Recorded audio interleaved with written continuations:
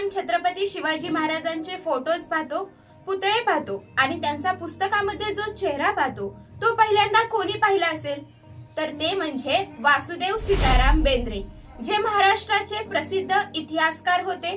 यांच्या आधी कोणालाच माहित नव्हतं की छत्रपती शिवाजी महाराज नेमके दिसतात कसे। अनेकांनी इतिहासाच्या अंदाजावरून त्यांची कल्पनात्मक चित्रे काढली, पण त्या काळात म्हणजे 1919 मध्ये वासुदेव बेंद्रे काही कामानिमित्त ब्रिटिश म्युझियम मध्ये गेले होते आणि त्यांना तिथे डच गव्हर्नरचं एक पुस्तक मिळालं आणि या पुस्तकाच्या पहिल्याच पानावरती छत्रपती शिवाजी महाराजांचे एक छायाचित्र होते। यानंतर वासुदेव बेंद्रे यांनी या छायाचित्राला कन्फर्म केलं आणि 1933च्या शिवजयंतीमध्ये हे छायाचित्र जगासमोर आलं।